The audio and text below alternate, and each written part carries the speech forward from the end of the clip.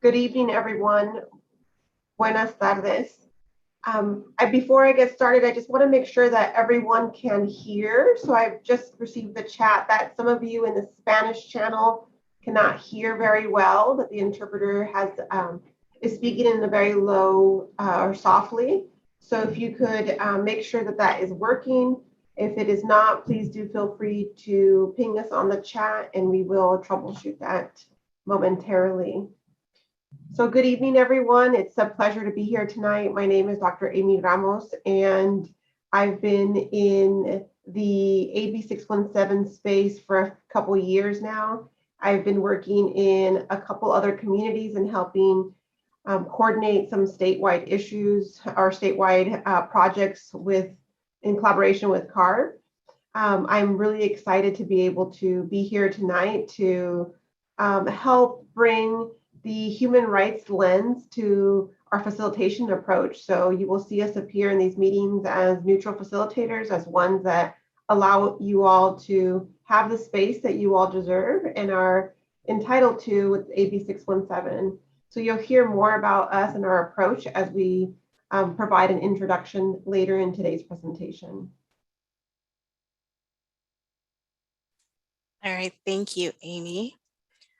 This next slide that I'm going to present is similar to one that a lot of people saw during our presentation when we originally interviewed for the CSC facilitation in August. So we know that not everyone was able to attend that meeting, and we want to bring this slide back and just highlight a few of the guiding principles that we talked about then that we hold in our approach at Harder & Company. So the first is that we center community voices, in our work. So, and then we believe that equity is central to social change. We anticipate working closely with community members to solidify our roles as facilitators and to ensure that we are supporting the group and not hindering your process. Centering community voice is a crucial part of the equity-oriented framework that guides all of our work at Harder & Company. It's essential to providing individualized support.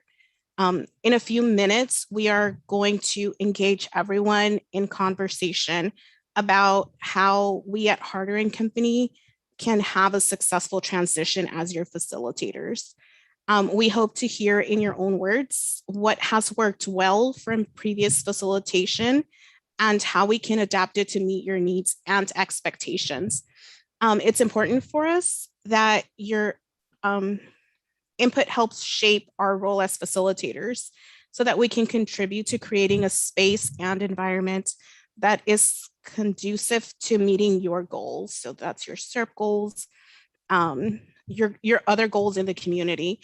And in order to do that, we're briefly going to review the role of the facilitator per the charter. And I'm going to start with Amy, and she'll be starting us off here. Thank you, everyone. Amy, I'm sorry, before we get started, I am also hearing, I did mute the original audio as well, and I am hearing two channels. So the interpreter, if you can please make sure that either you have the headphones when you're listening to the English portion of this so that we don't hear both options. I think that might be what's happening is the interpreter is actually listening to the English, just to the regular meeting, and we're having that feedback. So if the interpreter can please do so. Please. And then I think that might be able to help. And if we can just test it a few times just to make sure that we're good to go from there.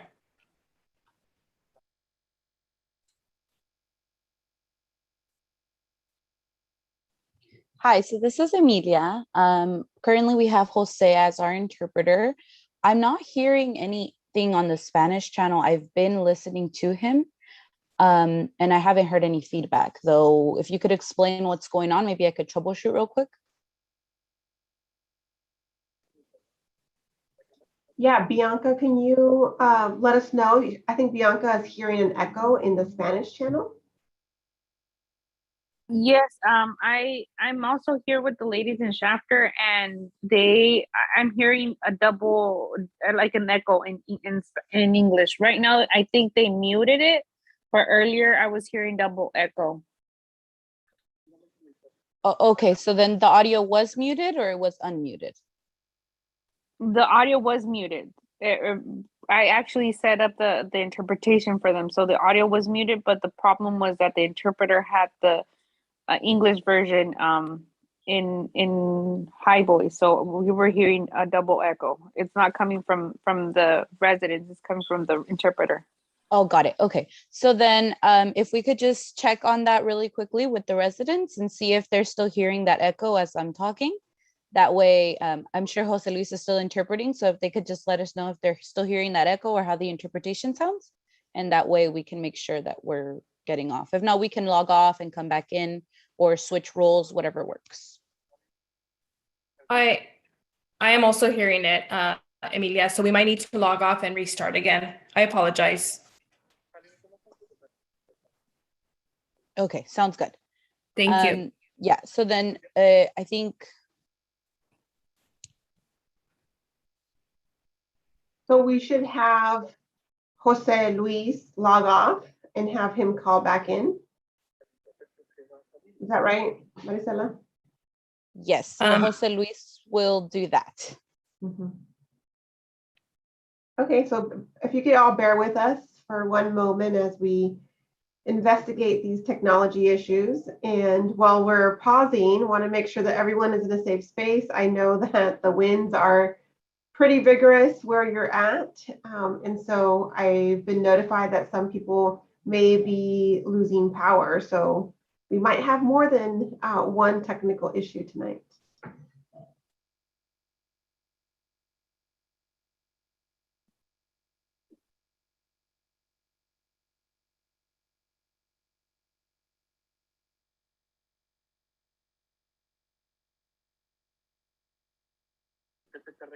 So it looks like Jose Luis is back. Can everybody hear him? Or are we still hearing the echo? I don't hear the echo anymore. We're good. Thank you. Great. Okay.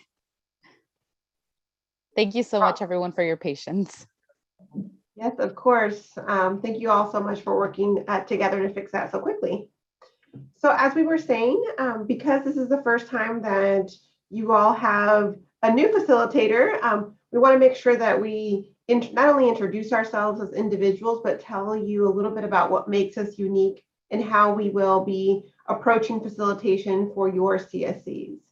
So as part of our role, we've looked at your charter and your current governance structure that you've proposed. And we've highlighted three items that align to what you expect out of a facilitator. So we will be hearing, we will be sharing with you how we will articulate those interpretations. And we still have an echo, says Bianca. That's correct. Is it from me when I'm talking, or is it from in the Spanish?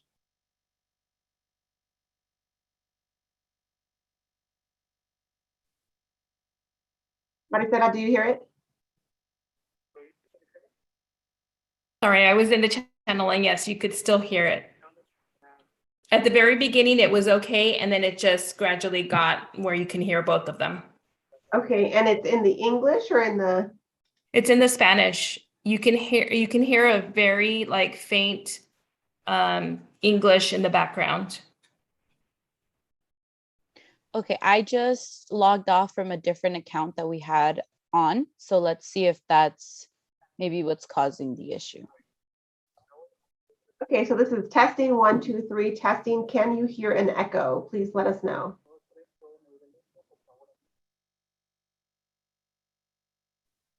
¿Puedes seguir hablando, José Luis, por favor?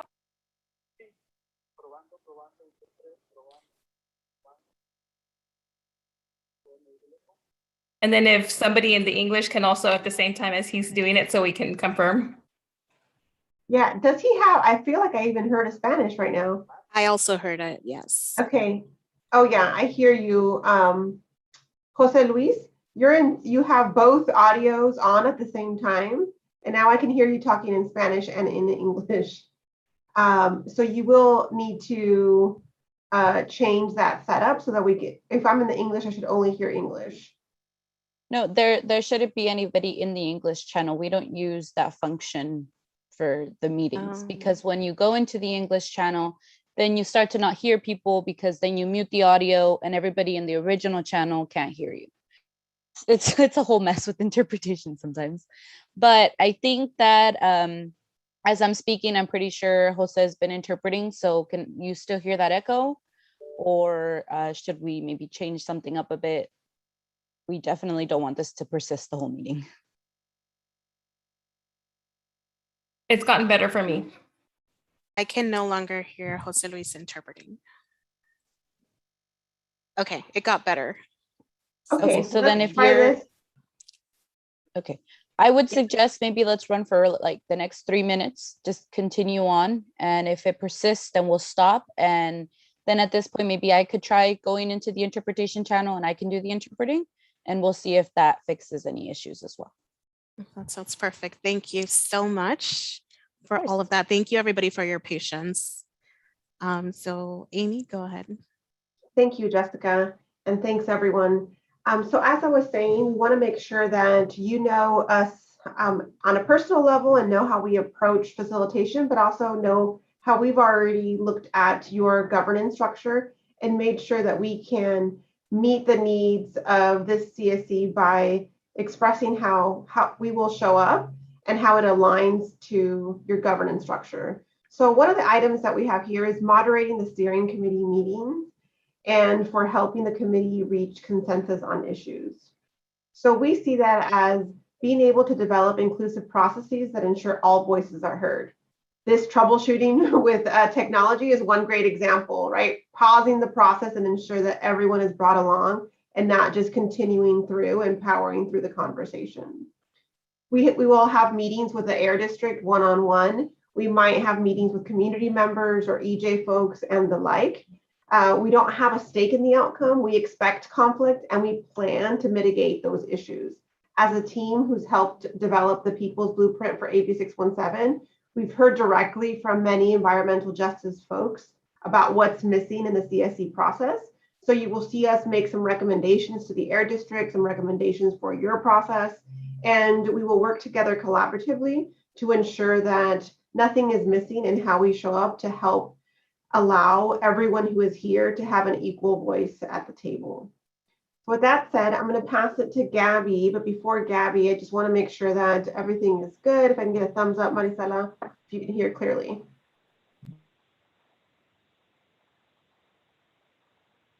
I saw a nod from Marisela, so I think we're good. Thanks, Amy.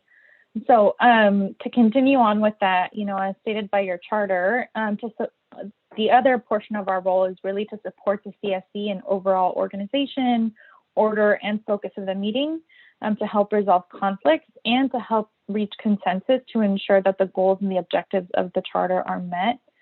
So the way we plan to operationalize this is by helping to identify conflict and reflect back some of what we're hearing in these meetings. We understand that folks are not always able to reach consensus or agree on something, and so really thinking about how we help move things along.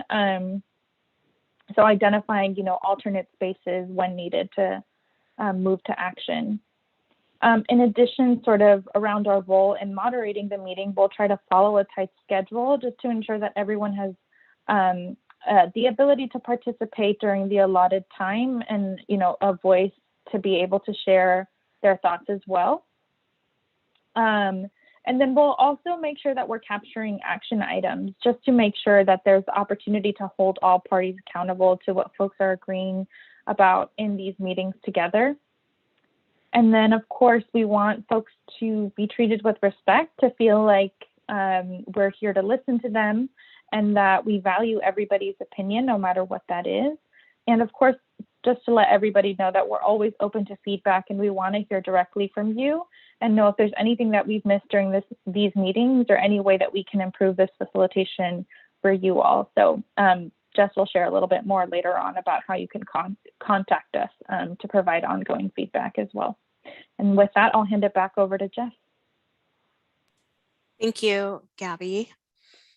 So the last part of the facilitator's role from the charter is to provide reasonable efforts to capture all perspectives that were expressed in meeting minutes, committee documents, and related reports, including the final serp. So we understand that there are CSC members and residents from all walks of life on here. And in order to have meaningful and productive conversations, it's going to be essential that we acknowledge each other's perspectives.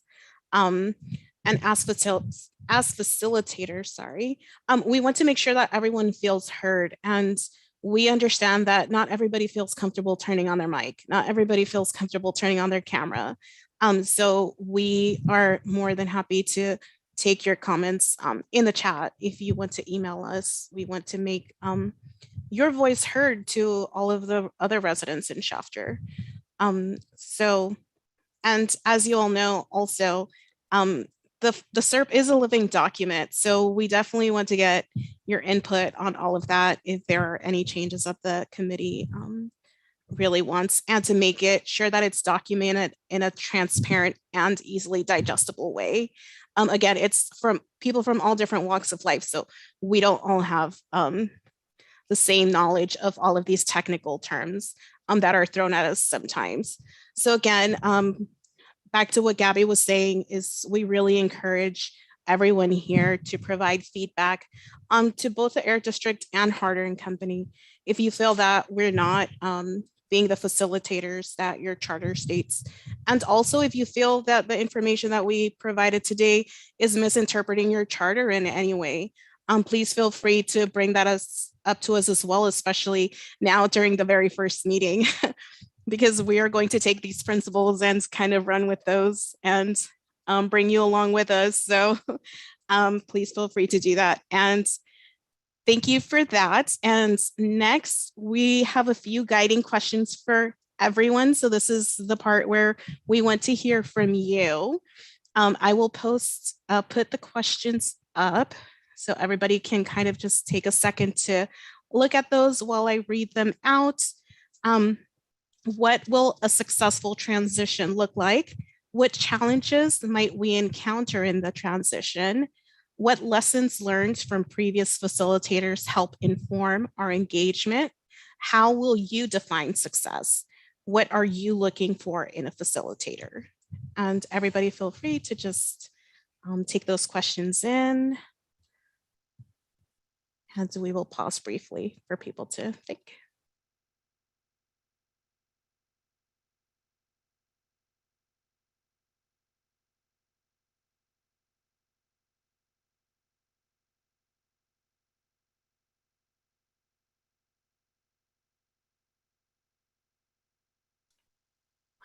And again, if anyone feels comfortable, please raise your hand, or you can just throw a message in the chat. If that's how you prefer to engage initially.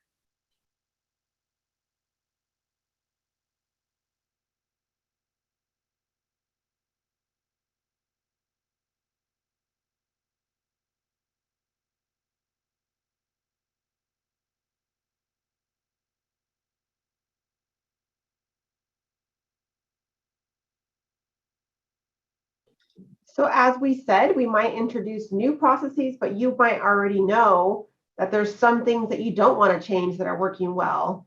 Is there something that you want to make sure that does not get changed because it's working well for your own community? We'd like to know that as well.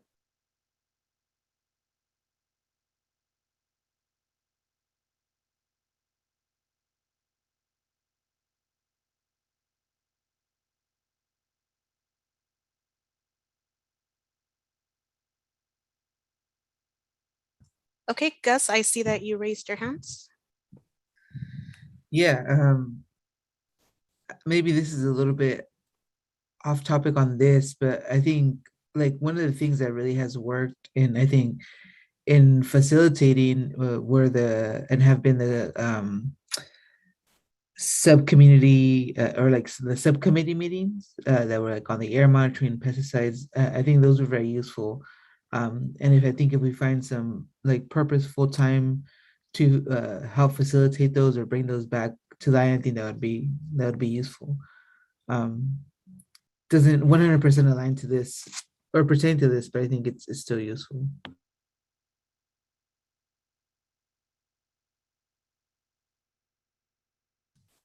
And just to confirm, was the last facilitator also helping facilitate during those subcommittee meetings? I just wanted to clarify. I believe so, right? I believe there was some note taking or some sharing of those notes back to the steering committee or the general steering committee meetings. So yeah, I think the folks at the Air District though are experts at that. Is there anyone else on this call that found that helpful or not helpful?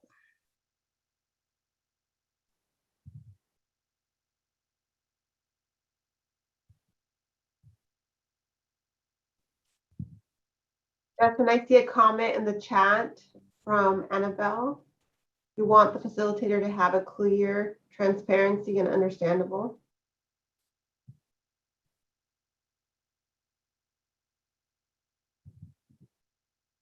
And again, just to clarify, when you say transparency, is it, for example, things that we do beforehand to prepare for meetings, or is it being really transparent during the meetings? Is it being inclusive and engaging everyone in the process, kind of like in those agenda setting meetings? What does transparency look like to you? How would you, how would you describe it to us?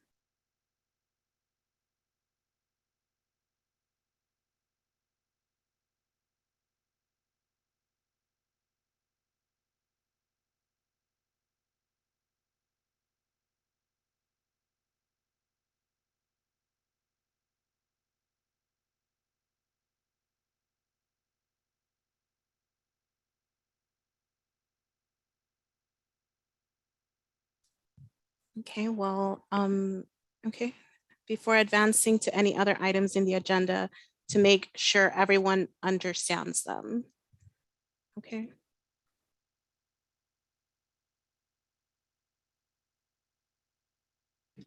That's a really good one, right? Because sometimes we have, sorry, I believe someone was unmuting themselves.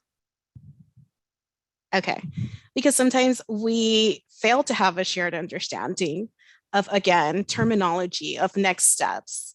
And I feel like that's what Felipa here is saying, to make sure everyone is on the same page with even moving forward, right? Maybe some people are still want to table the discussion, and maybe some people are ready to move on. So I feel like, and correct me if I'm wrong at any time, of course.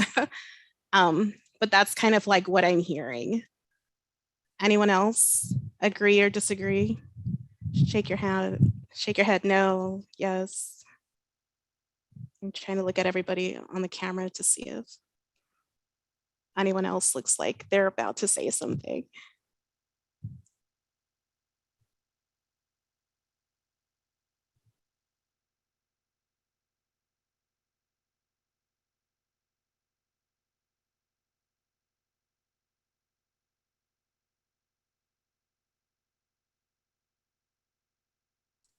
So I wanted to see, how will you define success? So let's not think long-term to like 10 months down the line. Let's kind of bring it back a little bit and say, for the rest of the year, what will a successful facilitation look like to you? So we're talking about November, December meetings. And I do see collaboration with the facilitator and the residents. Okay, I see your comment, Socorro.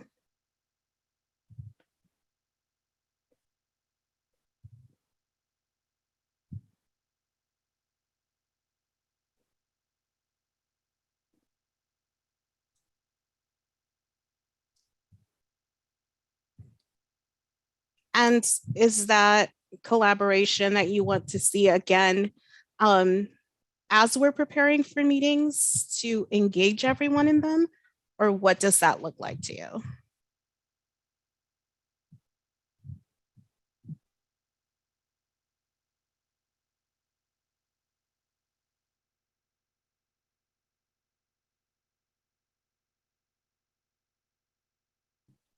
sometimes it's easier to think about the things that you don't like.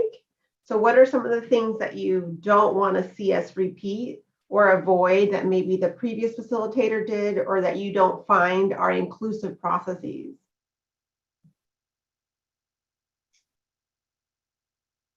What are some of the things that you want to make sure that we avoid as we continue to engage? Gus? Yeah, well, I'll say that we've definitely came a long way since the very first meeting of AB 617. And that's like, very positive, in a very positive aspect. We've all grown, collectively as a steering committee members. And so I think, just keeping that really centric energy of uplifting, voices and really creating space, right, for those folks that often don't, tend to speak at every meeting like myself, right? Um, and so really cultivating and creating that space. I think that's something that we can maybe strive for. And I might not be the best person to like generate those new ideas, but yeah, I think really cultivating and creating a space for those folks, by purposefully opening up like the Spanish line and, giving opportunity for anyone to jump in, right? And being okay with silence for a bit as folks get comfortable. So I think that has been something that's worked. And I've seen, from day one to day, whatever this is, Um, so yeah, I think just aligning and keeping those, really uplifting voices and cultivating that space, and then aligning it, to making it focus to the conversations and missions that we have, at hand. So just some thoughts.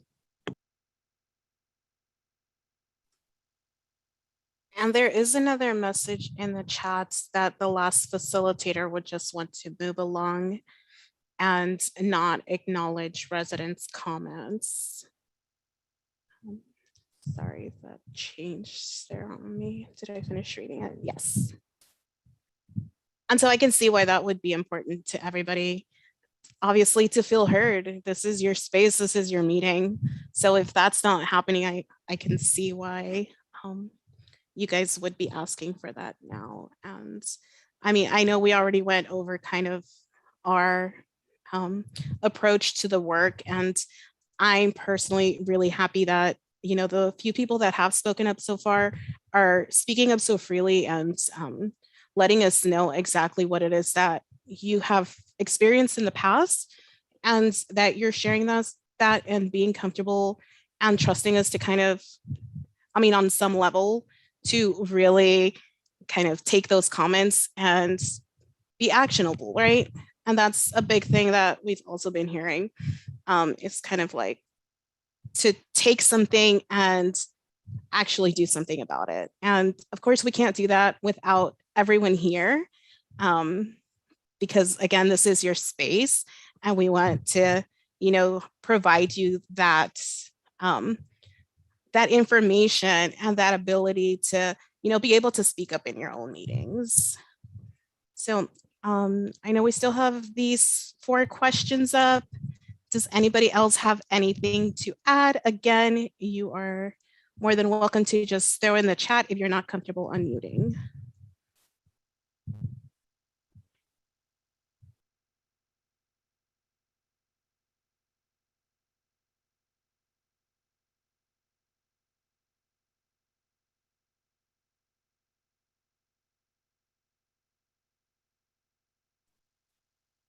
Okay, so if anybody does want these questions and they prefer to answer them via email, just let us know and we can send you those questions.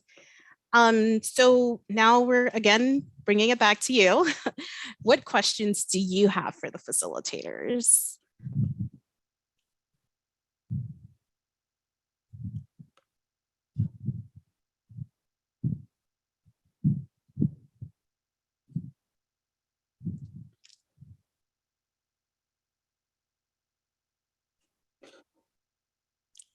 All right, let me just go and look at everybody's faces to make sure that nobody is trying to talk and accidentally, okay, on mute.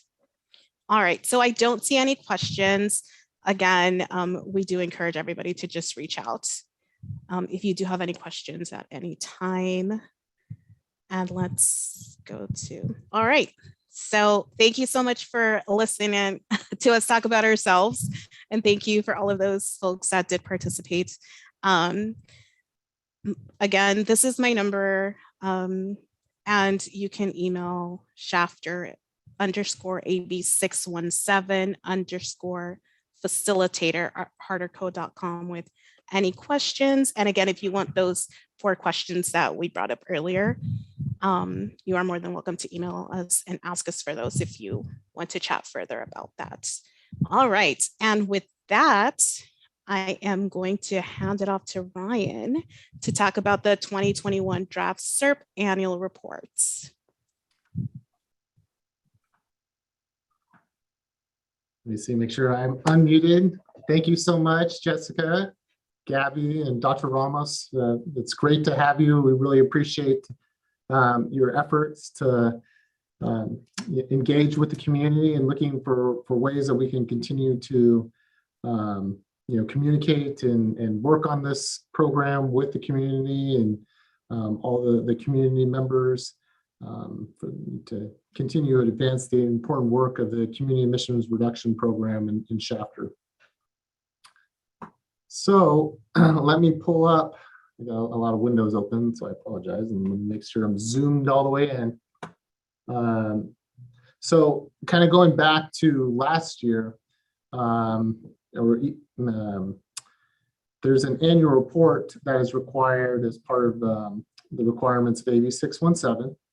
And so last year, about a month and a half before it was due, well, we brought the draft to the steering committee to get their feedback on the annual report, and then we subsequently made amendments to it, took the feedback that we received and incorporated it and put it into the final version of the annual report, which was then taken to our governing board and then given to the California Air Resources Board. And so it's that time of year again. There's been a lot of work and many meetings, and we just really appreciate the continued commitment that all the Shafter steering committee members have continued to show in working with us and coming up with new and innovative ideas on how to get clean air measures in place in the Shafter community, and a lot of the in addition to some of the programs that we talked about, gearing it more towards a lot of the resident measures that impact all of you directly.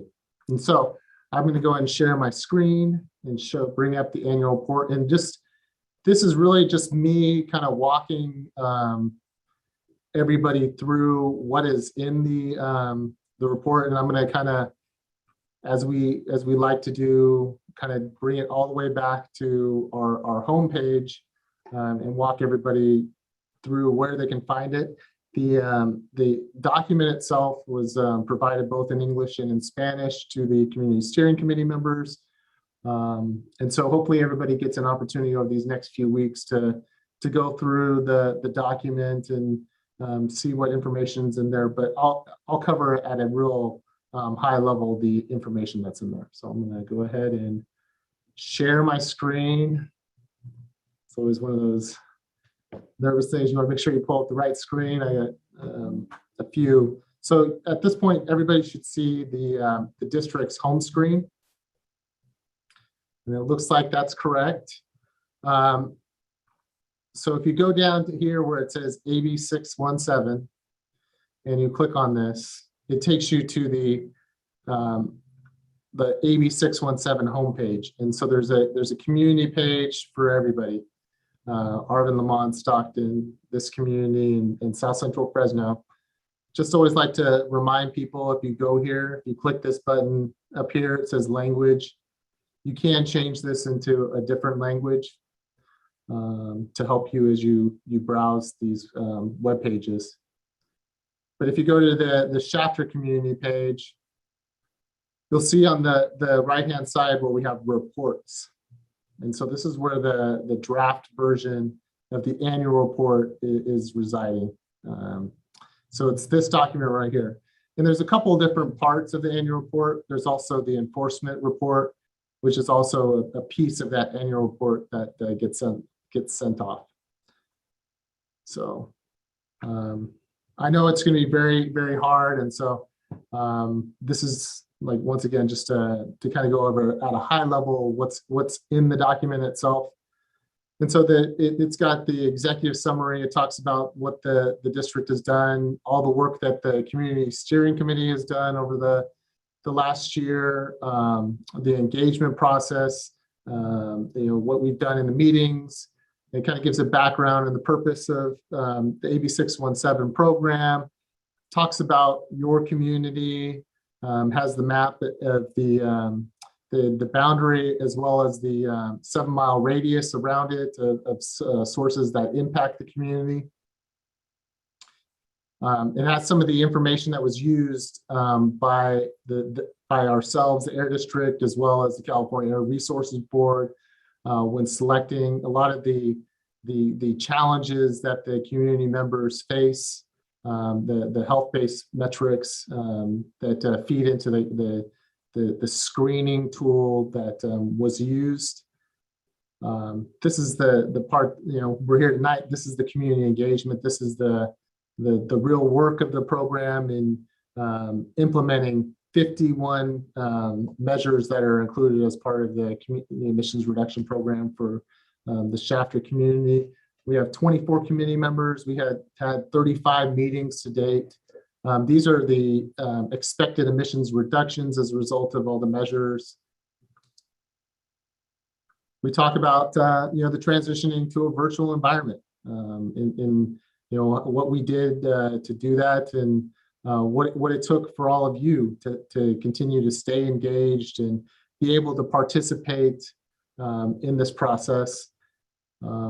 We highlight the new facilitator selection, and I know when during last month's meeting, definitely recognized all the steering committee's time and efforts in that endeavor, because out of the 4 communities, Shafter I think was the most representative in both the interviewing process and the responses, and so just a huge level of gratitude for all of you for participating in that, and providing input into the selection of our new and great facilitation team that's helping us out moving forward. The ongoing pandemic and the work that we've done, talked about the community participation in the resident stipend program, the forms that are used for that. The community emissions inventory and the ongoing work that we do there. So on our main webpage, I know if everybody kind of goes way back, we looked at emissions inventories for all the sources that were within the boundary and then within that expanded 7-mile radius. And we talked about where the emissions were coming from, and the community steering committee members put a lot of thought and effort into ideas and strategies on how to reduce the emissions from those sources, and that's generated from the assessment of the sources. We do update this, and so that information is updated about on an annual basis to the website with that information, and there's a link to that. The community air monitoring, this committee played a huge part in continuing to regularly provide us areas that we needed to continue to be looking at, and types of pollution that we need to be looking at, and providing us that feedback, and also how we can do better at presenting that information to the community, and really explaining the importance of the data that's being collected. As we mentioned, right now we've almost fully deployed the air monitoring network. We're still working very hard on the last location, which is in La Colonia. And I know we kind of put it out there, if anybody knows of anybody that would be interested in housing that, please let us know. But it talks about the different pollutants that are being monitored. It talks about the California Air Resources Board's website that they are also maintaining, but at the same time, the district also maintains your own community air monitoring webpage that lists near real-time air quality data, as well as some of the kind of breaking down the individual types of pollutants that are being detected in that area. We provide weekly updates to the steering committee and showing what the data is being collected and is showing to everybody. We have the compliance and enforcement measures where we do report back. So 2 months ago, Jennifer Lettergerber, who was the compliance manager from Bakersfield, came and presented and talked about the different enforcement measures. In addition to the district, the California Air Resources Board also had enforcement staff that also talked about their additional enforcement as part of the community emissions reduction program.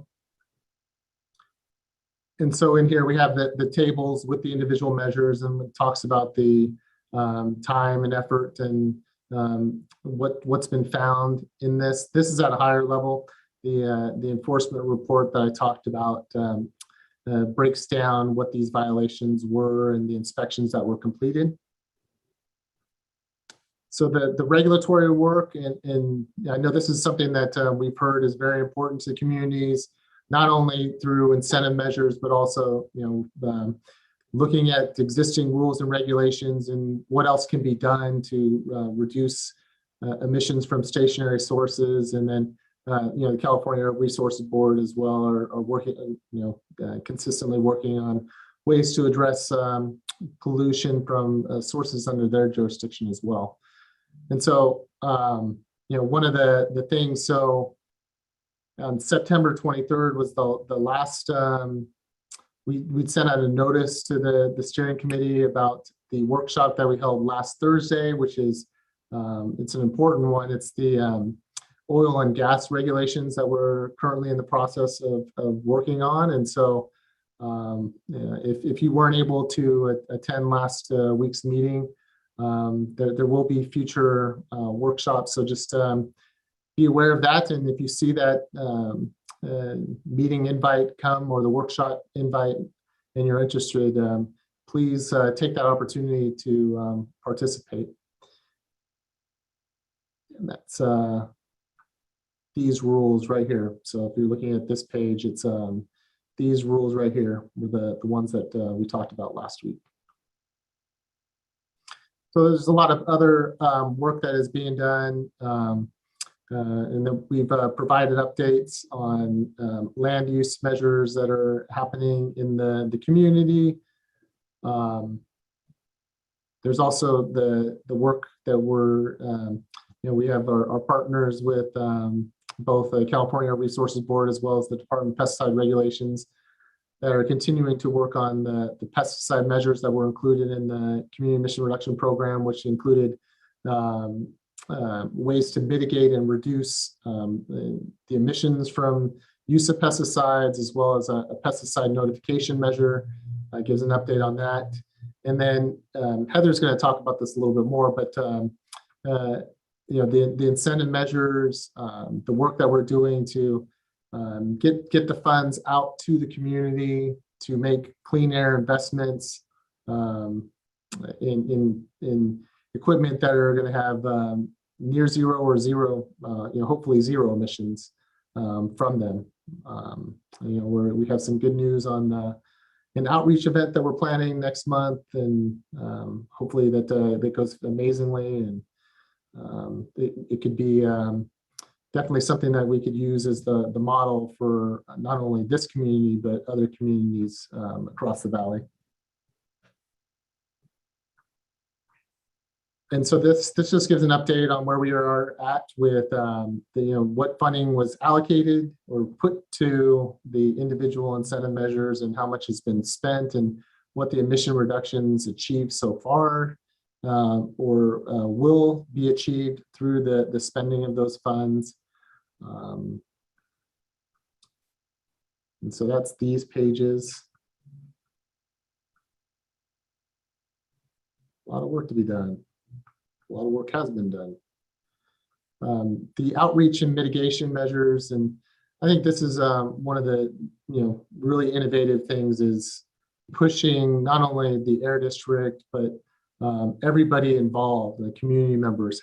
Like, how can we all work together? How can we get messages out there, get people to take advantage, make lifestyle changes for the improvement of everybody's health? And like, what tools are available to help in those efforts? What tools can be developed to help in those efforts? And just really the idea driving concepts behind this program as a whole. One of the things that we heard about is like finding ways to talk about the programs that are available to people and how they can take advantage. And so we had a fun Friday night live event, and I know we had some raffles, and we have some winners that are on here tonight. And finding more ways to do those types of things is really important. We talked about the free solar program that's available to residents in the Shafter community. And we're excited about the electric lawnmower for residents. And just some of the other programs. So it's not only the district programs, but it's also other programs that are available to residents in Shafter and Kern County. Like I talked about the solar, and then this one as well for energy efficiency. And so we talk about what our efforts have been and what work we've done with the Community Steering Committee to meet those goals. And so the metrics for tracking the progress is definitely something that we heard, and we're continuing to ask for more feedback. And I know we've shown several times, and Heather will show it after this, or talk a little bit about the we call it the serp tracker. It's more simple and streamlined than this, but we're looking to kind of take that and make it so that it's more easily understandable through just kind of more picture-based, and trying to make it more simple for everybody to understand. We've heard that the measure tracker right now is a little can be confusing, and so we're definitely looking to take that feedback to improve that product for the steering committee and the residents of the area. We talk about the health impacts of local air pollution, and that's the overall draft report. And then for the annual enforcement report, if everybody remembers, it's composed of a couple of different things. It's it lists all of the permitted facilities, and this is just permitted with the district, Air District. This is not permitted with the state or anybody else, just who the district has. We refer to these as stationary sources of air pollution, which is what we have the regulatory authority over. These are businesses that the emissions are generated from stationary sources.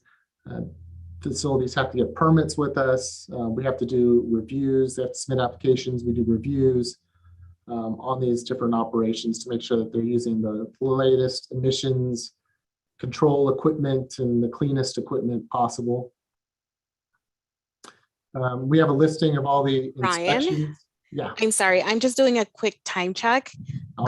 We did allot 15 minutes for the presentation and then 15 minutes for Q&A. Okay. I just wanted to give you a heads up. So Appreciate it, Jess. I'm like probably 2 minutes left. okay, thank you.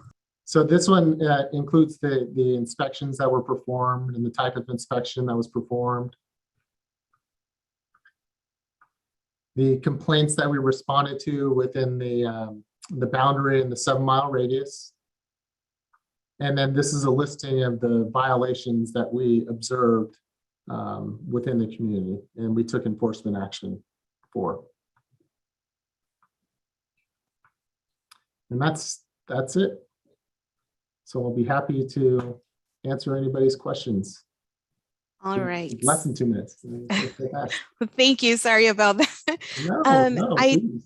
I did want to go back to a comment that Bianca put earlier, and I'm just going to do these in order. And I know Gus also had his hand up. So the first question by Bianca in the chat, is the Air District going to need any residents to report back to CARB?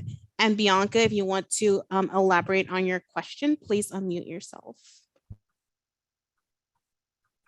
Yes, last year they had Gustavo Jr. to report back to CARB. So I was wondering if the Air District is going to need somebody or a resident to report back to CARB when they send this report out. Yeah, I think we have a representative from CARB that could probably.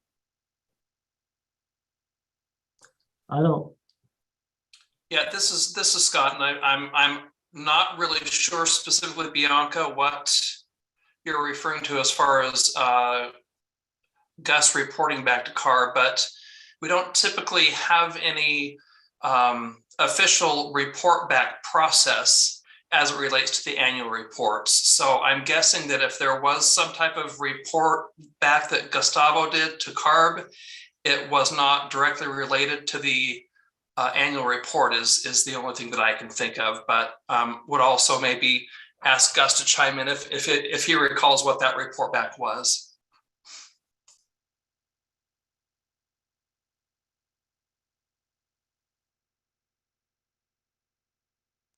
Or I'm maybe I'm mistaken. Maybe it's from the maybe it's just me thinking back when the SERP was approved. But just in case, can residents give public comment later on if they don't agree with the annual report? Well, I mean, that's where we're taking feedback right now, Bianca, so that we can work together on this report. So looking at, and Bianca, feel free to send me the specific, I'm looking at pages 49 and 50, and I'm not quite sure which ones individual measures you're talking about that we report out as being completed. The school filtration. I saw a piece on the school filtration, and yet there's no actual completed item. And I was wondering if you're gonna go back and make sure it's completed before adding it to the annual report, or is just gonna be reported what's happening down at the moment? Exactly, it's where we are right now. So I mean, the way that we talk about it is not that it's done. You know, we definitely don't talk about things that are being completed when they're not. We talk about the work that we've done in working with the CSC as well as the school district, and you know, kind of where we left it at is all the school districts are kind of evaluating their systems. The schools throughout the state got you know, considerable funding through the CARES Act to help them, and you know, a lot of them are using the funds to update the HVAC systems. So we definitely, when we're talking about this, it's not in terms of that the work is completed. Bianca, did that answer your question? Yes, but I'll go back with Ryan to see if we could work on that piece. Absolutely, yeah. Okay, perfect. And then Gus, you did have your hand up. Do you still have a question? I still have a question, Jessica. I'm sorry. Oh, okay. Sorry, I was trying to go in order because Gus had his hand up earlier, but go ahead. I did have a question in regard, well, it's a comment in regard to the notification. I know that the Air District has been kind of facilitating that conversation with the ag commissioner to make the process happen, but I still haven't seen anything come out as the Air District. I do remember that Samir in one public meeting did mention that he was going to send a letter recommendation to make this notification possible. Until this day, we have not seen the letter of support, and that happened a couple months ago. In that piece, I do not hold the Air District accountable for not completing that item, and I wanted to see where can that conversation start off again. Yeah, I don't, you'll have to, was it in a steering committee meeting, Bianca? It was in a CVAC meeting, and I believe you were there too. Okay, I'll go back and discuss that. I don't remember the specifics. Yeah, I could think follow we're- up with you on the date too. Okay, on that that sounds meeting. good. I mean, I think, you know, I did see the chat, you know, that there's no positive outcome on the pesticide work, and I hope that is not the view of all the community steering committee members. I understand the desires of the steering committee members, and definitely heard it, you know, shared with, you know, at our board meetings, as well as at the California Resources Board board meetings, the disappointment that we aren't further along. But as you know, Karen Henderson talked about, I'm sorry, not Karen Henderson, Karen Morrison at the last community steering committee meeting talked about the work that the steering committee was the foundation that the statewide notification resulted in. So I mean, there's been huge importance to the work that this steering committee has done. That's not to say that we're going to stop the work and trying to continue to you know, fully implement all of the measures in the Shafter Community Emissions Reduction Program. But there's the work that was done here is continuing to you know, pave the way for what's happening at a much larger scale. So I mean, granted, we understand that what was put in the community emission reduction program has not to date been implemented completely. A portion, the notification portion, at least the other ones, we are making good headway on. But so, thanks. Any other questions or comments on this item? Yeah, this is good. Perfect. Yeah, thank you for that overview, Ryan. And that's the overview in the rough like annual report for AB 617. Is that correct? Yes. Okay. Is there any way you could share page 6, please? Just for reference, I want to revisit that real quick. Are you talking about the table, Gus?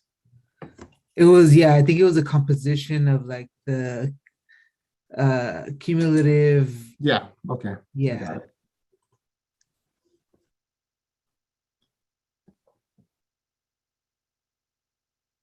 You see it, Gus?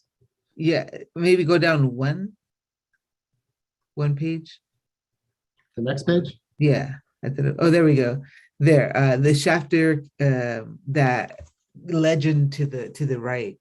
So that on the emissions reductions, this is what, just as a summary, the emissions reduction numbers that we're seeing here is if all the strategies in the SERP were to be implemented. Correct. That's not where we are today. Okay, and given like the fact that there's been some funding that has gone to strategies, is there any like presentable data that could be shared? Like, this is how much we've captured from the total, right? If it's like 51 measures, how much have we adopted?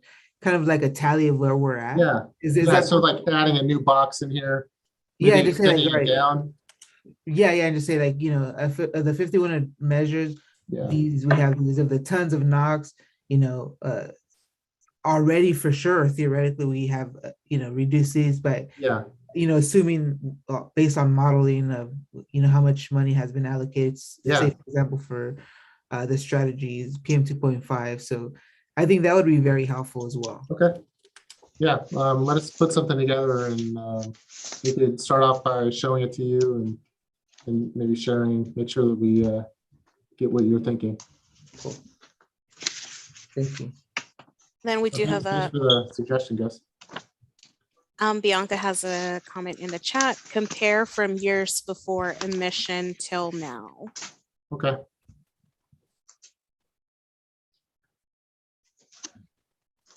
Would you like to elaborate, Bianca, or is that okay? Just reading your comments. Okay, good, great. I love the suggestions. Love the ideas. All right. I just wanted to give all of the Spanish speakers a chance to ask any questions. Oh, Delty, go ahead. No, we can go to the Spanish speakers first. Okay, so just anyone who needs interpretation, do you all have any questions? So we'll give you a minute or so.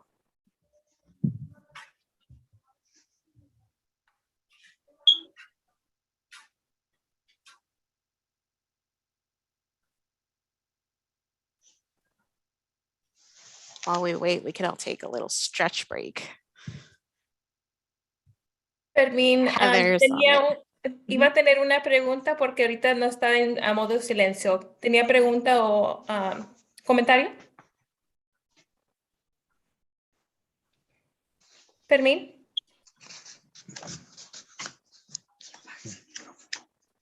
¿Cómo? Okay, maybe not. Thank you. Of course, thank you for catching that. All right, Delty, it seems like we don't have any questions, so go ahead. Yeah, hello, everyone. I just wanted to put a plug in for the process that's happening right now, Bianca, and speak to your comments as well. We at CARB, we're always open to hear from community members about any aspect of the 617 program. So always feel free that you can reach out to us. However, efforts like this, where we have the district coming to you all with the draft report and supporting conversation and dialogue are really like even a better chance for you to have your influence made. And also just want to put a plug in for our facilitators tonight and the really helpful and constructive process you all are managing tonight. Finally, Bianca and everyone really on the pesticides notification, that is a commitment that both CARB and the Air District have made, and we do continue to work together on that. We are not giving up. We also within Cali PA work very closely with DPR to continue to try to make progress in that space. So just wanted to signal that it is really a joint commitment that we take very seriously along with the Air District. Thank you. Thank you, Delty. With that, if there are no more questions on this item, we will move on to the standing updates. And I believe the measure tracker review is for Ryan again. Is that correct? Oh, Jessica, I see you're trying to give me another one, but I think Heather's, we'll break this up. I think Heather's gonna take this one. Yes, lots to share. Hello, everyone. Thank you for hanging out with us tonight. I am sorry it's so yucky outside. We hope it'll get better by tomorrow, end of tomorrow. So big news. Well, big news for me. I got to go to your community last week and it was the highlight of my week. I should have told you all I was coming and stopped to visit, but we had business to tend to. And that's what I'm going to tell you about. First, I want to thank the ladies that were able to jump on the call that I think Friday afternoon. I know Annabelle was there. I was in her backyard and we got some feedback on our materials for the Shafter Lawnmower event. And that is really what I want to tell you about. It is set. We knew that last month, but we actually have materials. I'm going to show you. And what I'd like to know, and I figure you'll agree, if I send each one of you, all of you that live in the community, mind you, share, not CARB folks, but CARB folks could share them too. Can you see the flyer? Yes? Okay, cool. This is the event flyer. What I'd like to do is print probably 30 of them or more if you tell me you need more. And I'll send them to you. I'll get them to all of you, every single one of you, so that you can hand them to your neighbors, share them at your work, you name it, wherever you see fit, ask for more. I do think that the boots on the ground, the word of mouth, you guys delivering this information is very valuable. When we were in Shafter last week at Floyd's General Store getting things kind of coordinated, we talked to a few customers even that day. It was so exciting to be able to interact with Shafter residents directly, from a sheer point of not having been out in the world in a long time, number one, and number two, we've been working with you for a long time. And so it really was awesome to be in the midst in your community. And a couple of questions, first questions back at us were like, is this too good to be true? Are you really giving away a free mower? So it was nice to get that feedback, but so it underscores the point that if you hand it to them and can tell them about the process and reinforce this is absolutely a great program and why we're doing it, that might be useful. We have lots of different measures, I should say measures, that's a SERP word. We have lots of different strategies in place, including all the great ideas that came from you guys. Jamie was actually in your community on Saturday. And so I kind of teased her and sent her a text and said, guess where I am? And she was jealous, but then she made it down on Saturday and was actually able to start taping, I think, a few flyers up in the community. That was like the first inkling of information getting out in the community, but definite interest. So we're very encouraged by that, and we'll get all those old lawnmowers traded out in your community. And so November 7th is the date. And the key though, this is the part I want to stress, and we think this will be useful to both the committee, us in general, and as we prepare specifically for the event, we really would like RSVPs. And by that, we mean we've created a generic website. We will also take phone calls, so it can be done either way. If somebody does not have the means to get on a computer or cell phone or something, and they can call us and we'll fill out the inquiry form. But the website takes you, it's on that flyer here, I can zoom in. It takes you to a survey. This website right here, valleyair.org/free mower. It takes you to a survey that will collect basic information for that resident, remind them that they have to live in the boundary, provide an access to check their address in the boundary right then and there. If they put in an address and they don't live in the boundary, they'll be told about the program that does apply to them, which is a smaller amount of rebate. But give us a sense of the interest so that we're, one, prepared that event day, and two, kind of know how far our outreach is getting. And so this is very exciting. I think I might actually really quickly stop sharing that one. And you certainly can ask questions. You do not have to wait for me to stop talking if you have any questions. But this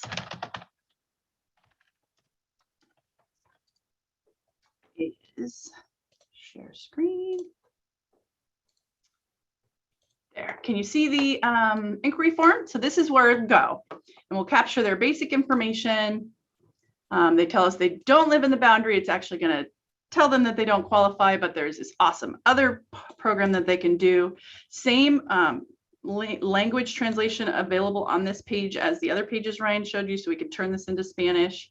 But again, if anybody has any issue with technology, they can certainly call the phone number on the flyer. And we're going to give out a lot of lawnmowers, nice ones too. They're steel mowers. I'm not sure if I mentioned that.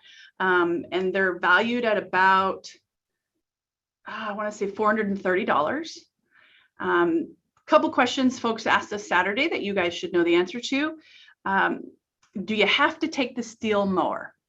No, the answer is the residents of Shafter have the ultimate decision making. They can choose to get whatever mower they would like. However, the caveat is, in order to have it covered and you just walk in and walk out, give in your old mower and take out a new electric mower, you've got to participate in our event. And so yes, it would be steel. There's absolutely endless options out there. You could apply, buy your mower, apply through the program, and turn in your lawnmower with us if you didn't want a steel mower. But I can guarantee you that it's a fantastic mower. It is a great option. It's a 19-inch deck, which is the standard width for how much lawn you can actually cut.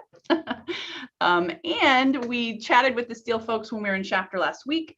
they're probably going to set up a like an area where they demo it. We'll have them put together, show people how to use it, how to put the battery in, just some basic understanding, because some people have never ever used an electric mower. Linda. I see your head. Sorry. Sorry, I was trying to find unmute. So I just had a couple questions, Yes. just for clarification in case we could ask. So you said that they're going to have like a demonstration. Is this company still coming? Yes. Or will the Air Board have a booth?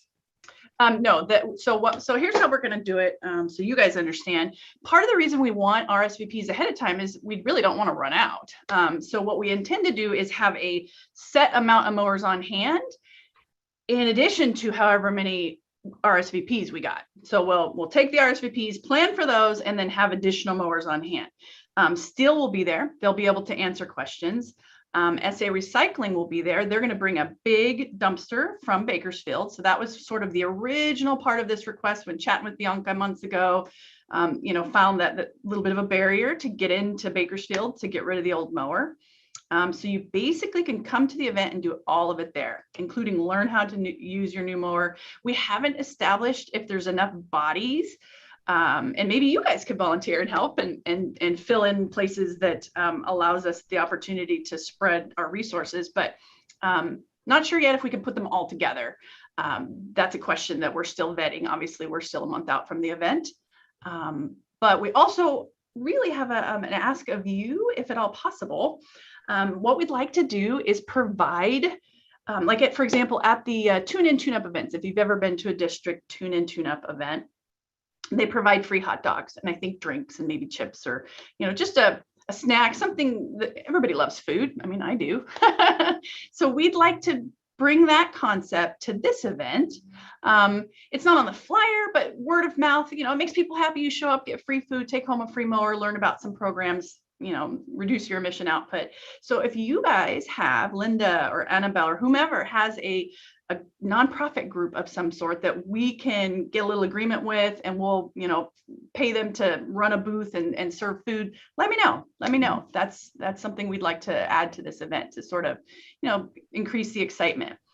We've also got Kiwi booked, the radio station in the area, to come out and do a live remote. So really just a great opportunity to celebrate AB 617 and, the work we're doing. All right, Heather. Go ahead. Go ahead, Linda. Sorry, I just had a few more questions. Of course. I was curious if there's so I see it online to fill out. So I'm just curious, is there going to be someone there to help translation or help folks fill it out? That was one question. And if it's going to be a computer there or if it's paper. The other thing was, what happens if you run out? That was another question because we wouldn't want to discourage anyone. And then another question I had was, where did you guys put the flyers? Oh, so I just launched it. So I'm literally tomorrow going to ship them to you guys. I think Jamie, I'll have to ask her. I didn't connect with her. I want to say she was headed to Apple Market and down to El Michoacan, the restaurant, and a couple of places, but we intend to go back and do everywhere. So including trying to break into the schools, probably give some to Angie for the, the center, all of the above, anywhere and everywhere. Really, there's no limit to how far we spread the word. Getting back to your questions. First question. We intend to do all of it for the customer. Meaning we will collect their information. We will have bilingual representation. We will collect their information. We will basically process all the pieces. And our goal is that they really just have one piece of paper and 3 stations to go to. That's it. They come in, we connect with them. That's station 1. We establish that they live in the boundary. Station 2, they talk to the recycling, the dismantler, and they get that part of the form filled out because they go give them the old mower.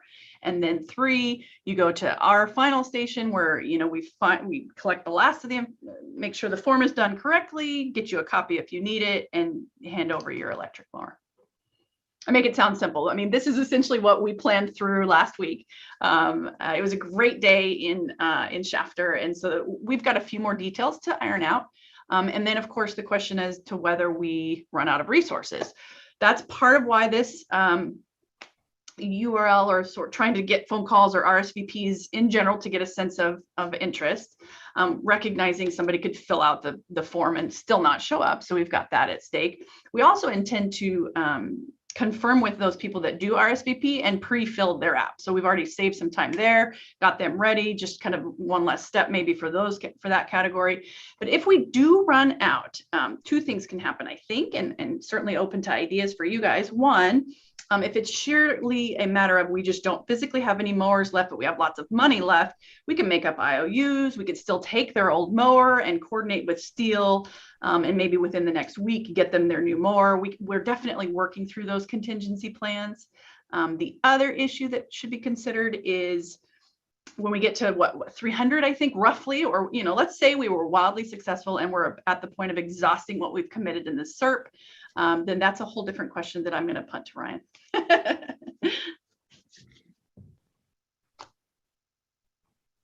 Linda, Yeah, I mean, go ahead. Sorry, go ahead. No, that's something that we've talked about, and not only with this committee, but all committees. And if we are in the fortunate position that we quickly burn through the funds for different measures, that we would bring it back and talk about that with the community steering committees and get additional feedback from them. So obviously we're keeping a really close eye on that. That would be the best problem to have. I would love to have that problem, that there's enough interest and we're just rocking and rolling. People get it, word's out, they love the new mower, or love the concept. So I mean, I'm gonna be transparent with you guys. I could not get my husband to do an electric mower. I just couldn't. He was not interested. He did not believe in the technology. So I pulled the trigger and just did it. And I'll tell you what, he's amazed. It's quiet. It's far less dirty. It doesn't produce the crazy, weird plume of emissions.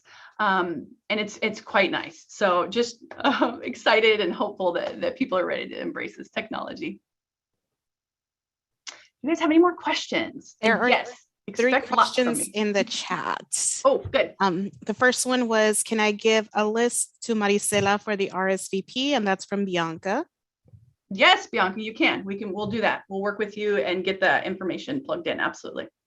Okay. And Angie Nelson, can you email the flyers so we can post on social media? Yes, in JPEG or PNG formats? Yep, I can do that. And actually, if you wouldn't mind, we're going to do paid social as well. So I would love if you just mental note, tell me if you see it. Tell me if the ad comes across your screen. Thank you, Angie. I see the thumbs up.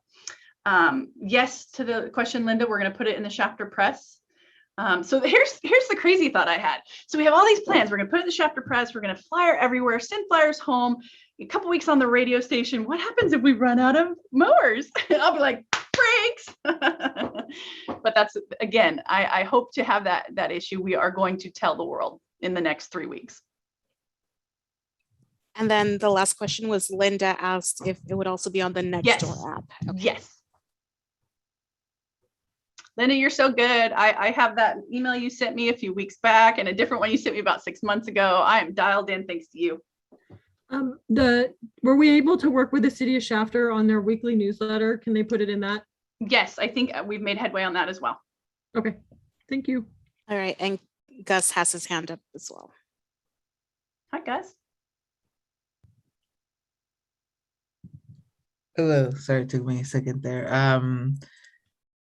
Just a clarifying question. So the Steel electric lawnmower that will be available there retails for, say, $430. How much is the voucher for that residents will be able to receive? The good news is, because we're doing this in a one-stop shop, one-day event, there is no voucher. They will literally just turn in their old mower and take home their new mower. There's no transaction. Got it. Okay. It's awesome. They don't. No money will need to change hands. Perfect. And then in the flyer, I've seen the flyer, but I haven't read it, to be frankly honest. And it's detailed on there that they take their old physical lawnmower and then could potentially take home a lawnmower. Correct. And Okay, okay, cool. yes, and yeah, and the first question on or one of the first things on that inquiry form that you end up on if you were going to RSVP is, I understand I have to turn in an old mower to get the new electric mower. Yes, yes. And it is on the flyer, but good point to make sure it is abundantly clear. No driving to Bakersfield, driving off will be left there. Okay, cool. Awesome. Thank you. Can't wait to Yes, share exactly. Cool. So as you can tell, I'm very excited about this. Very excited. We love your energy, Heather, always. So I don't see any more questions in the chat. I don't see any more hands up. Let me just double check really quick. Okay, no more questions. So we will move on to our next standing updates, which is Ryan this time for the measure tracker. Is that correct, Ryan? Actually, I stole his thunder. My big one for the measure tracker was that one. I don't think I'm going to pull it up on the screen tonight. There weren't huge, unless you would like me to, because it's just a lot to go through quickly. But I do want to, thanks for pointing that out. I do want to remind them that we're anxiously awaiting for the heavy duty and burn cleaner program plans. So that should be some areas we roll along in like mad very soon. Thank you, Jess. Of course, thank you. And just to confirm, that's it for the measure tracker, is that correct? Okay, so then next we're going to review the air monitoring, and that's Jessica, there's a question. Oh, sorry. From Linda. Sorry, Heather. I just all good. Thank you. My favorite form. I had a question since we're going to be coming up on cold weather. The wood burning or the replacement for the fireplaces, are we going to have something to promote kind of like the lawnmower thing? Was one question I had. Another, like, I think it's, I mean, this is so awesome. Our ag, I'm sorry, low dust nut harvesters, I'm trying to find it. So we've gotten 20 out of the 25 pieces of equipment. And then the other one was the tractors. I think we're at 86 tractors out of 100. Are we as a group going to come together at some point to try and maybe move funding from things that aren't getting fun or aren't spending money and to put it into programs that are? And then I just wanted to briefly touch on urban greening. If I know Jessica's not here, but does anyone else have the update on the urban greening measure? So yeah, a couple, those are fantastic questions, Linda. Yes. So thank you. Always. On the discussion of moving funds, I think that the main thing that we're trying to do right now is we're trying to get the project plans approved. A lot of the other measures, especially the measures focused at things related to like the lawnmowers or fireplaces, more of the resident-driven incentive measures. We're working on getting those project plans approved while working with the California Resources Board. I'm super hopeful. We've been working on the fireplace change out project plan for quite a while. There's been some discussions on kind of the way that the emissions are calculated that it's kind of holding that up a little bit, but we're hoping to work through those issues. Hopefully with enough time that hopefully some of these units can get installed in residences prior to early on in the season. So still very hopeful for that, and we definitely would work with the steering committee on how we could outreach once that program is approved, and what options are available to us to get that funding spent. On the last piece on the vegetative barriers and the urban greening. So a big part of that was the getting approval from our board to open up a program. We listened to the steering committee about the challenges with the match funding, and so we removed the requirement for the match funding. Now, if there are projects that what we're working on right now is what's called a request for proposal process, where people would submit projects and then they could be able to kind of lock up projects and then have funding put towards those different projects. And so I'm talked with our grants department. They have a draft that they are working with. It's with their management team. So I'm hopeful that very soon we'll be able to bring that RFP to the chapter steering committee for input into that before that's released. But that's probably, I'm hopefully in the next month or two to schedule a time to have that discussion, either in a separate subcommittee or in the regularly scheduled community steering committee. Okay, thank you.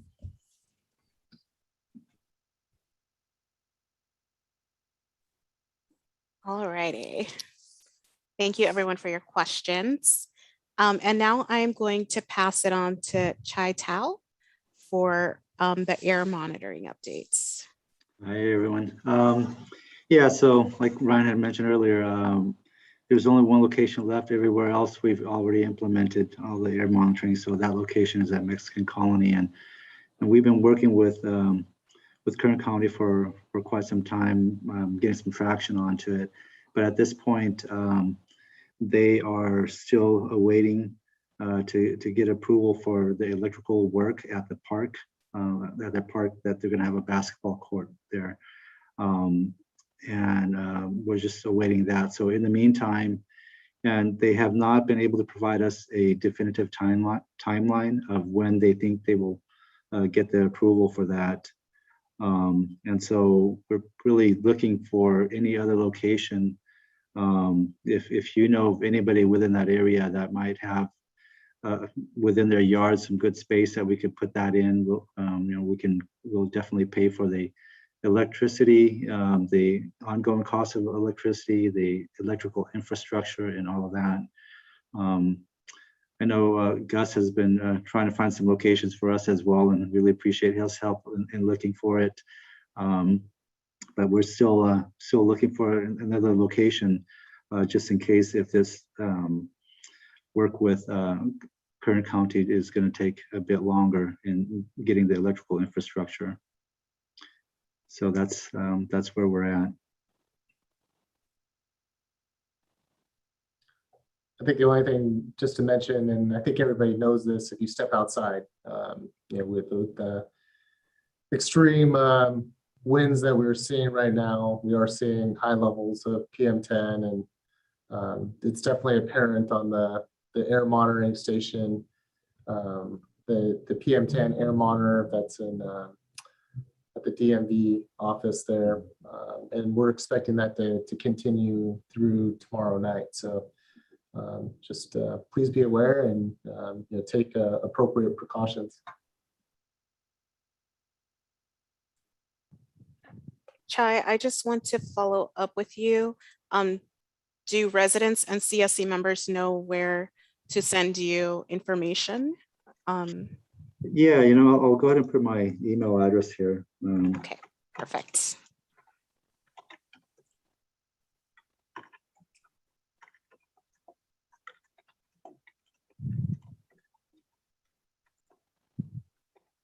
All right, so I'll just wait so I can read that out just in case anybody is joining us by phone and does not have access to that chat.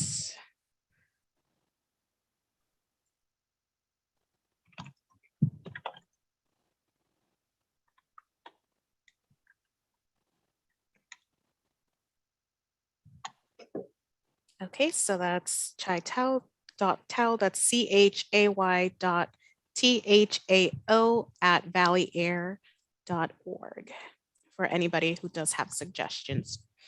All right, thank you so much for that presentation. And next we are going to the DPR update, and I believe that's Min Pham, and correct me if that is wrong. Nope, that's right, that's me. So thank you. Good evening, everybody. So I think just two small updates for you. And thank you for Heather. I think she had already sent this out. Am I able to share screen? I'm going to throw this quick slide up. Let's see here. You guys able to see that save the date there? Yeah. So I think, yeah, so thank you. I think Heather had sent this out to everybody previously. We also sent it out via listserv. So what this is save the date for the statewide notification program that we're launching, the website there, and I'll also drop the website into the chat in a bit. We're scheduling for 2 events, November 2nd and November 3rd. I believe one is English with Spanish translation, and I believe the other one is Spanish with English translation, but you're welcome to join either one.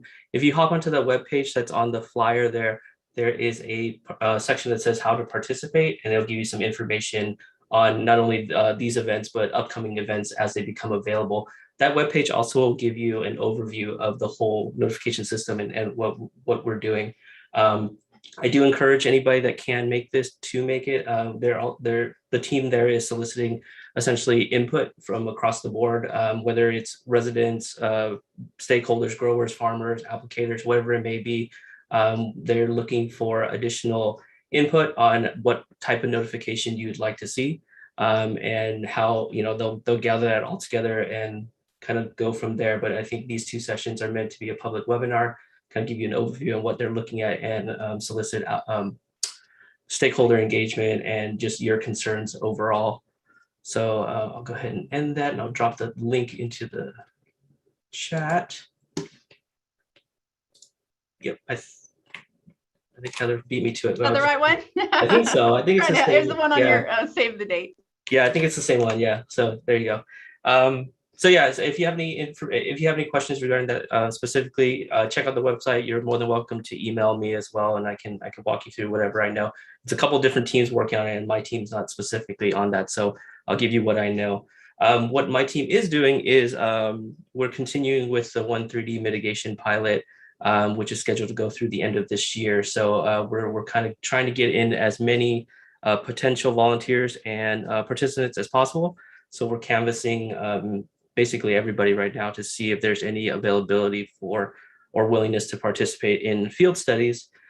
So, you know, my pitch here is, should you know of anybody that has about 2 to 5 acres willing to help us out and that's planning to do a fumigation anyways, hey, if you let us, we'll just set up some stuff around the edges and do some field monitoring. But the team is hard at work. I think we got a couple scheduled through the end of the year, but as you know, weather conditions, all these things change. So, you know, these applications can kind of come and go, but we want to secure as many as possible before the end of the year. And with that, that's all I have. So I can field questions. If not, please check out the webpage and see how you can participate in these webinars. I highly encourage it. And just really quick, I do have a question. Where should they contact you if they need assistance? I think everybody knows me by now, but I'll drop my email into the chat box as well. Thank you so much for that. Does anybody have any questions? Okay. I don't see anything. So Just you're muted. next we're going to, yes.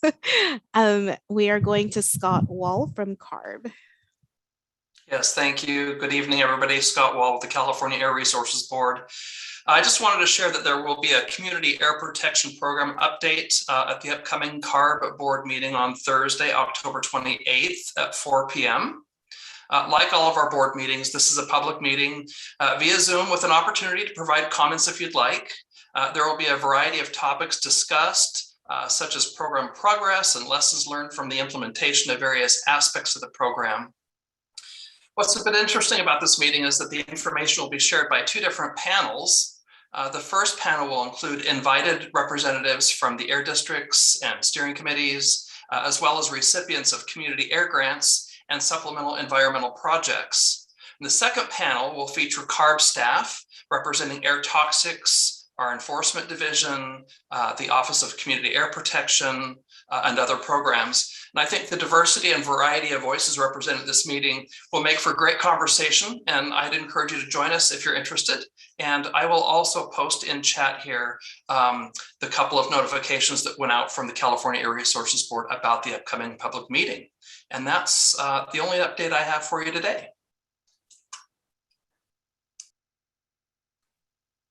Any questions on that? Okay, I did want to invite DPR again to talk about their listening session.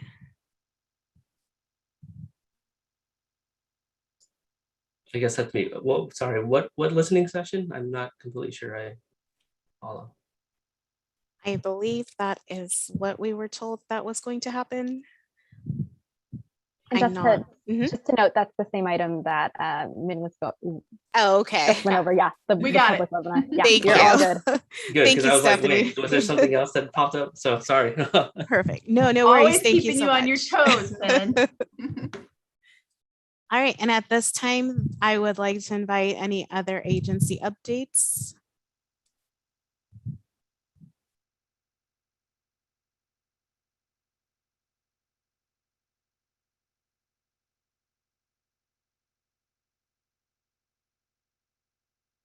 All right, I'm just scanning to see if anyone else has anything. Okay, and with that, we will move on to the next item, which is going to be wrap up and next steps. So let me share my screen.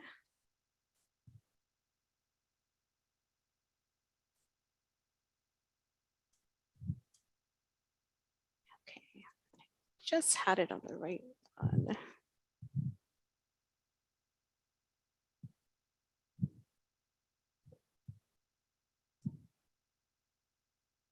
All right.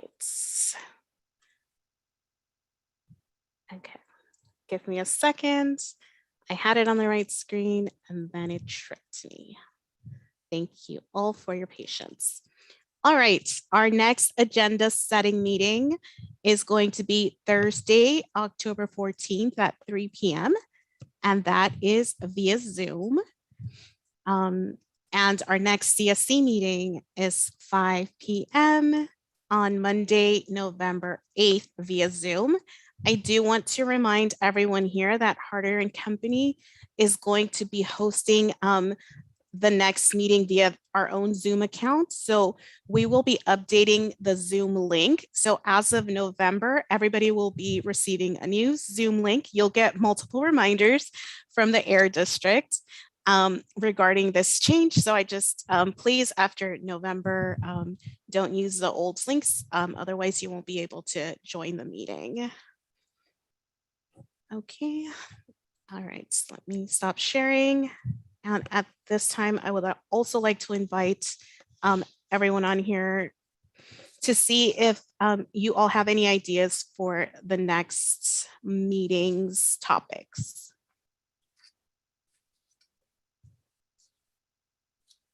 We'll just take a moment to pause and give people some time to think.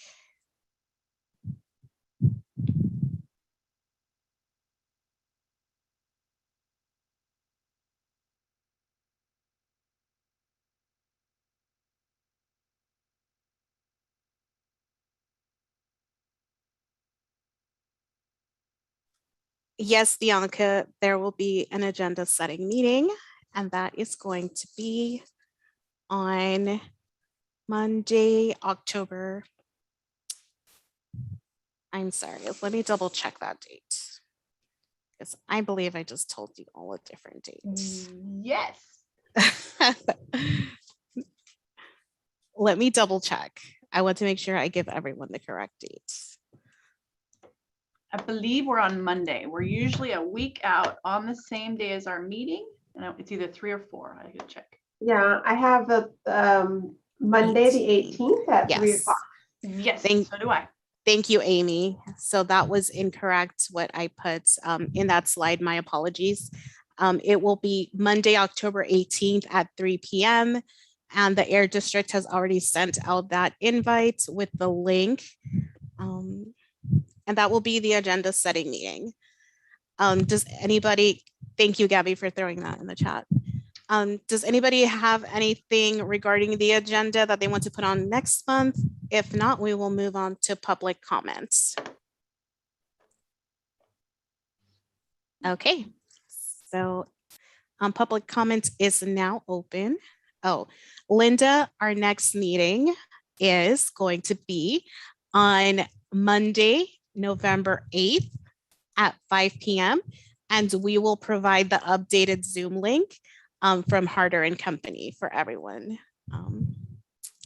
Thank you, Gabby.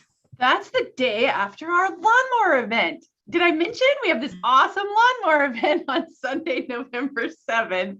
Hopefully we have a big celebration on Monday, November 8th. Hopefully we do. Yeah. That's a great event. Okay, so again, I want to invite the public to comments. You can raise your hands or you can type it in the chat. And again, I will give everybody some time to think, some time to figure out the technology. We do not have comments on YouTube, Jessica, just to let you know. Thank you, Heather.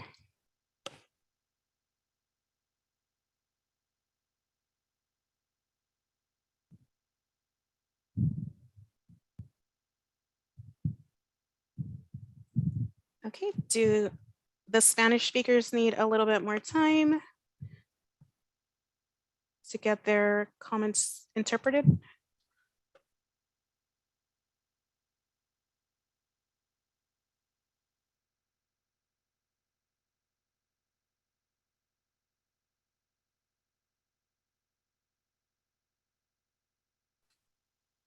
All right, it seems like we don't have any comments from the public today. So yeah, we have concluded our very first meeting with our new facilitators. So thank you everyone so much for participating. Thank you for being here. Thank you for everything. We really look forward to continuing this journey with everyone here today. And I will pass it off to my team members to see if they have anything. So the only thing that I will share is that, as promised, we are implementing an action item process. So we're taking notes as we go. And so I'm going to just share this screen with you, and I'll put these in the chat so they get recorded in Spanish.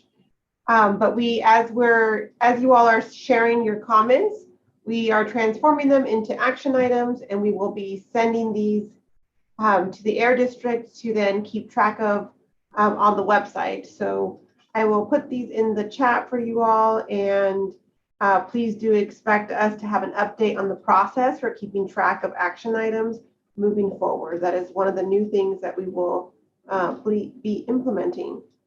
Thank you all for your time and for spending this evening with us.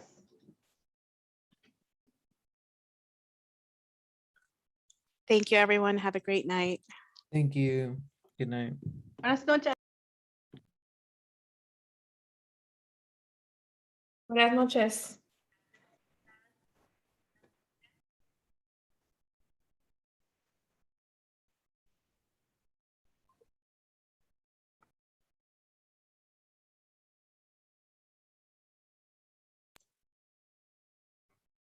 Hey, Steph, your host, would you go ahead and press stop on? Thank you.